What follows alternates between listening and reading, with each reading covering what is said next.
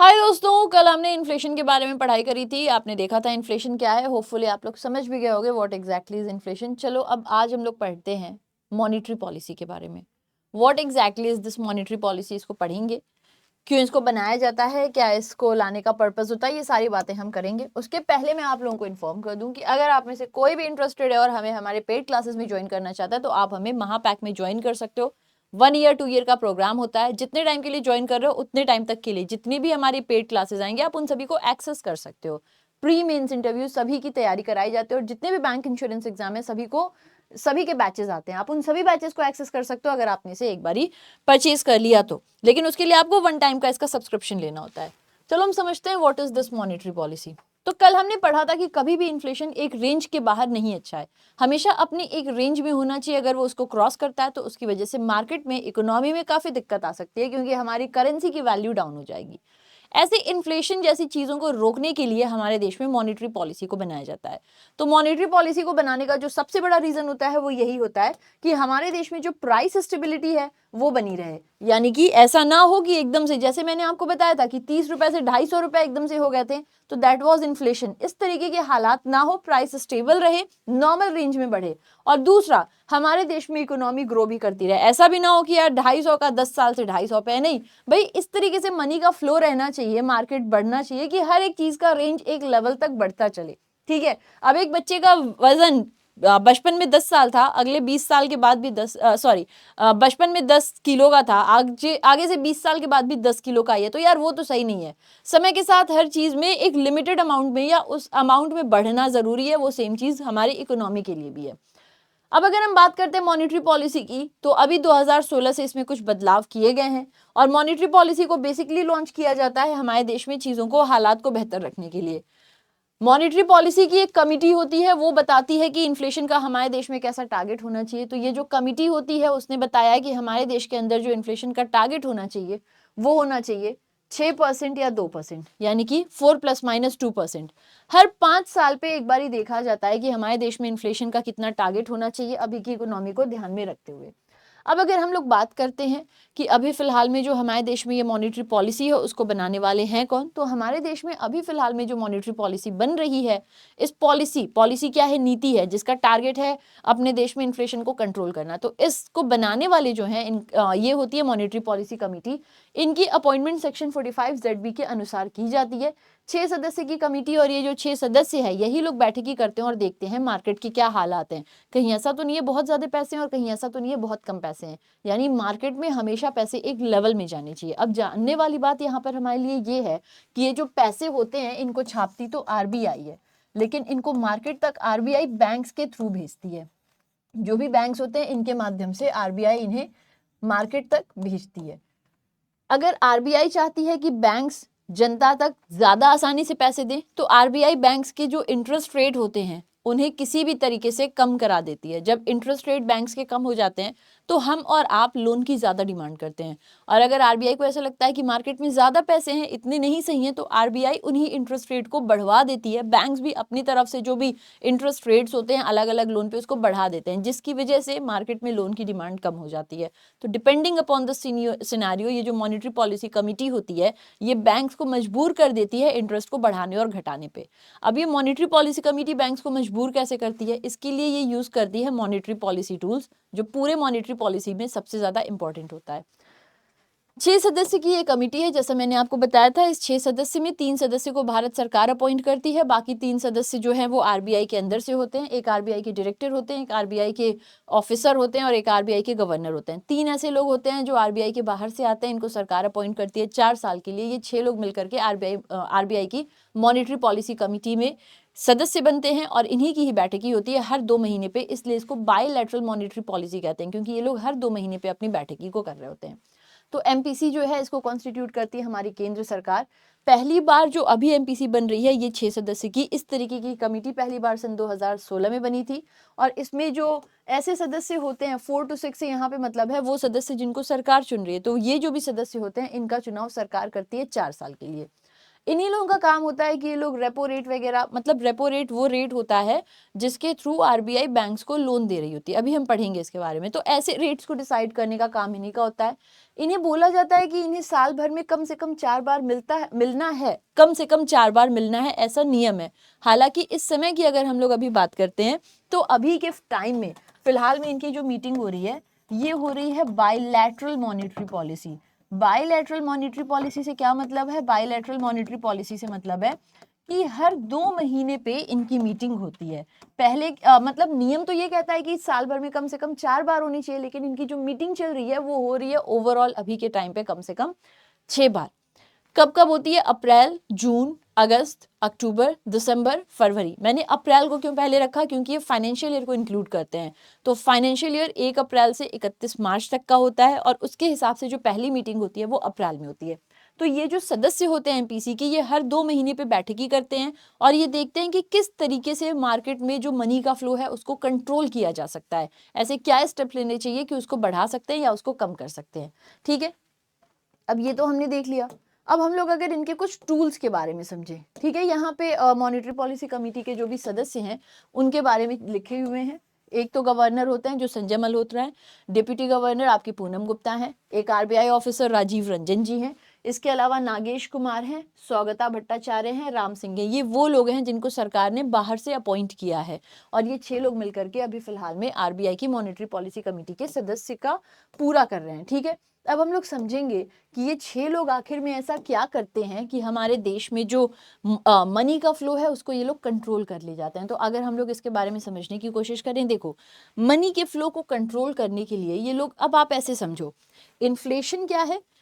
बढ़ता हुआ इन्फ्लेशन हमारा दुश्मन है। इस दुश्मन से निपटने के लिए जो सेना है वो है मॉनेटरी पॉलिसी कमेटी, और मॉनेटरी पॉलिसी कमेटी अगर सेना है, दुश्मन से निपटना है, तो इन्हें कोई ना कोई हथियार चाहिए होगा। ये हथियार मॉनेटरी पॉलिसी टूल्स हैं जिनके बारे में अब हम पढ़ेंगे।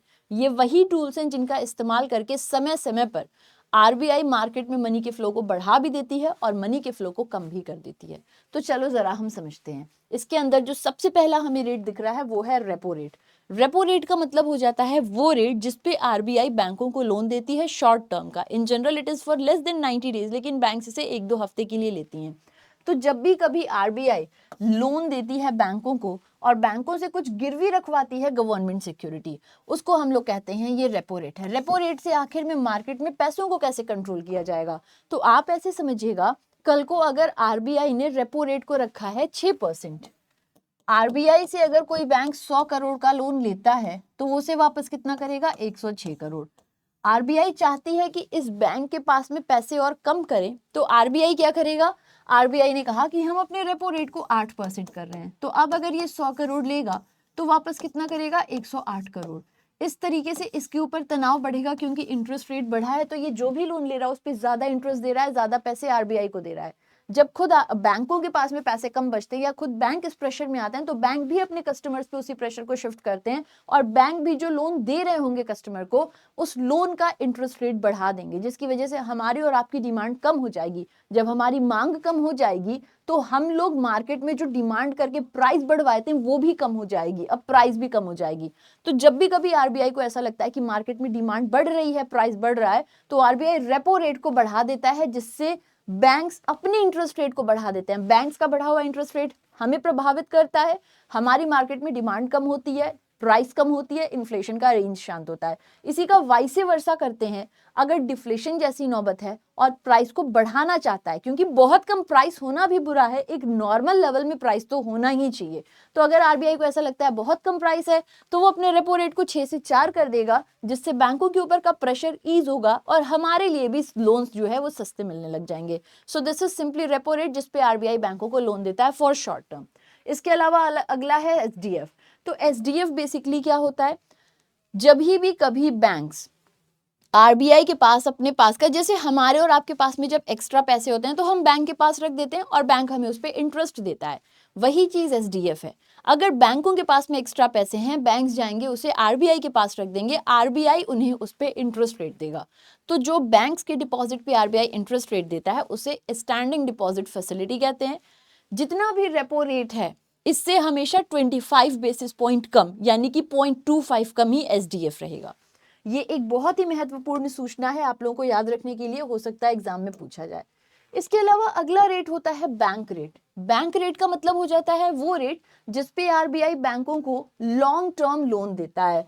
तो जो भी बैंक्स होते हैं उन्हें अगर आरबीआई लॉन्ग टर्म लोन देता है तो उसको बैंक रेट कहते हैं। अगर शॉर्ट टर्म दिया तो उसको कहा गया रेपो रेट, लॉन्ग टर्म दिया गया उसको कहा गया बैंक रेट। अब इसमें एक नई चीज आ जाती है which is MSF, marginal standing facility.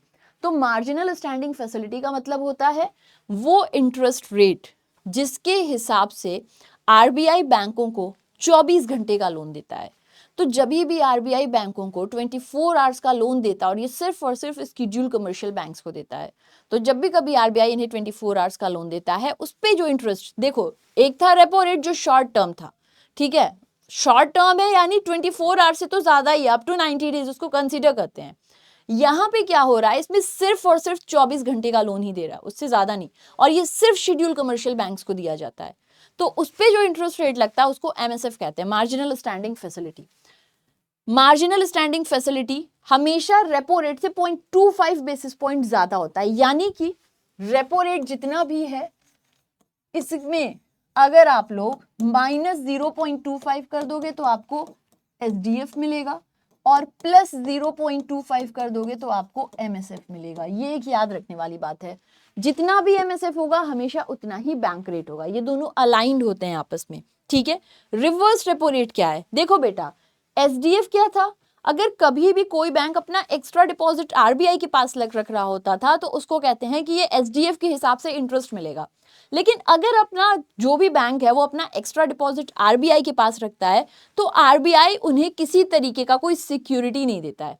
Reverse repo rate में क्या होता है कि बैंक्स ने अपने एक्स्ट्रा डिपॉजिट को आरबीआई के पास रखा और उस पे आरबीआई ने उन्हें कुछ सिक्योरिटी दी कि आप इसको भी रखो अपने पास, हम आपको रिटर्न करेंगे इंटरेस्ट के साथ, लेकिन आप ये अपने पास में सिक्योरिटी रखो। तो उस केस में रिवर्स रेपो रेट हो जाता है, ठीक है, याद रखिएगा, ये काफी इंपॉर्टेंट पॉइंट हो जाती है। इसके अलावा अब अगर हम लोग देख लें रिजर्व रिक्वायरमेंट, तो बेटा ये दो और टूल्स होते हैं जिससे आरबीआई बहुत ही गजब तरीके से मार्केट में लिक्विडिटी को प्रभावित करता है। इसमें से एक होता है सीआरआर, एक होता है एसएलआर। सीआरआर होता है कैश रिजर्व रेशियो, एसएलआर होता है स्टैट्यूटरी लिक्विडिटी रेशियो। इसका अर्थ क्या है समझिएगा ऐसे, सपोज करो कभी ऐसा एक टर्म होता है, इस टर्म को हम कहते हैं एनडीटीएल, एनडीटीएल यानी कि net demand and time liabilities. तो जितने भी बैंक्स हैं जो भी आरबीआई के पर्व्यू में है सभी को सीआरआर और एसएलआर के नियम को मानना ही है, नहीं मानते हैं तो पेनाल्टी लगती है। सीआरआर का नियम यह कहता है कि सभी बैंकों को अपने एनडीटीएल का कुछ हिस्सा आरबीआई को देना होगा, सभी बैंकों को।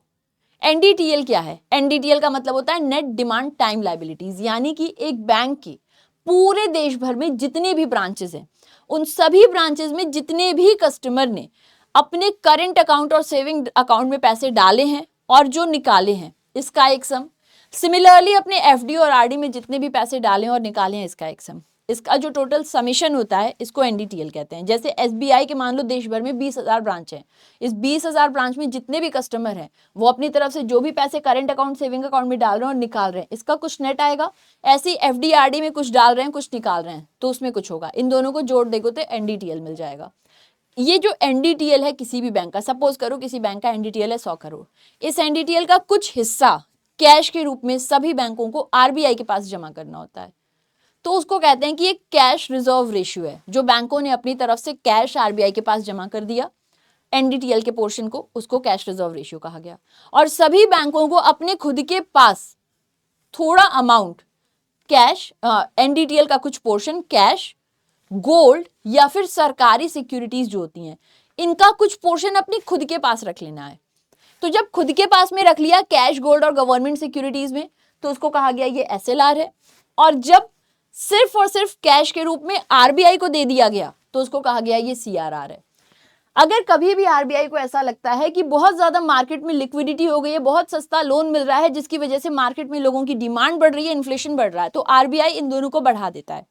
आप सोचो किसी बैंक का एनडीटीएल है 100 करोड़ और 100 करोड़ एनडीटीएल है, इस समय में सीआरआर एसएलआर है 0%, 0% का मतलब 0 करोड़, कुछ भी नहीं रखना है, ना आरबीआई को देना है सीआरआर के नाम पे, ना अपने पास में रखना है एसएलआर के नाम पे। तो सारे पैसे बैंक के, बैंक उसको चाहे जैसे भी लोन पे दे और सस्ते इंटरेस्ट रेट पे देगा, ताकि बैंक ज्यादा कस्टमर्स को अट्रैक्ट करे। अगर ज्यादा कस्टमर्स आ गए, ज्यादा डिमांड बढ़ गई, उसकी वजह से मार्केट में इन्फ्लेशन बढ़ेगा, प्राइस बढ़ेगी। तो आरबीआई इसको कंट्रोल करने के लिए सपोज करिए सीआरआर को 10% कर देगा। 10% 100 करोड़ का 10 करोड़, यानी अब जो भी बैंक होगा उसे 10 करोड़ आरबीआई के पास कैश के रूप में जमा करना है। और मान लीजिए उसने एसएलआर को 20% कर दिया, तो हमेशा एसएलआर टोटल एनडीटीएल का होता है। एनडीटीएल है 100 करोड़, 20% उसका 20 करोड़, यानी अपने पास में 20 करोड़ रख लिया। इसको वो खर्च नहीं कर सकता, उसको उसे रिजर्व में रखना है।